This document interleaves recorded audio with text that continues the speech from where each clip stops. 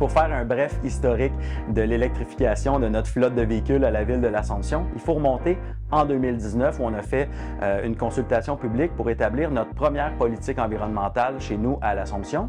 Donc, ce n'est pas une électrification à tout prix, mais c'est un questionnement qu'on fait chaque fois qu'on a un véhicule en fin de vie.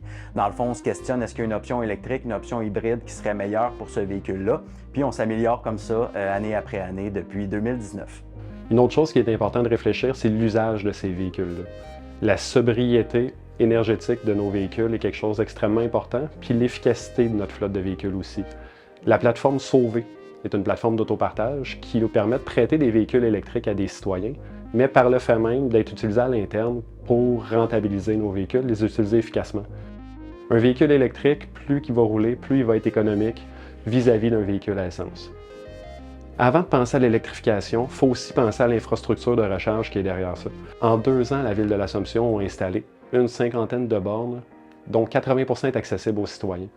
Les 2 principaux avantages à l'électrification d'une flotte de véhicules, c'est tout simple. Un véhicule électrique te coûte moins cher, un véhicule électrique émet moins de gaz à effet de serre. Te coûte moins cher, c'est quoi? C'est 80% moins cher en énergie, 60% moins cher en frais d'entretien. Au niveau des frais d'entretien, tout simplement qu'un véhicule électrique a moins de pièces à entretenir. Tout ce qu'on a à entretenir, c'est les pièces mobiles.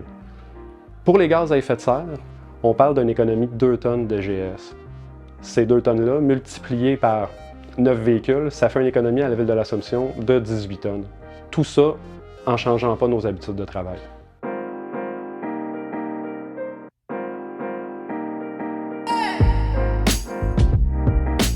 Les principaux conseils que la ville de l'Assomption pourrait donner pour réussir une électrification d'une flotte de véhicules, c'est de commencer par la base. La base, c'est quoi? L'infrastructure de recharge, installer des bornes. Si vous n'avez pas de bornes, vous n'allez pas être capable d'utiliser puis de favoriser l'adhésion au remplacement des véhicules électriques. La deuxième chose, c'est posez-vous les bonnes questions. Est-ce que vous avez besoin d'un véhicule électrique qui a des capacités exceptionnelles pour des cas de figure qui n'arrivent jamais?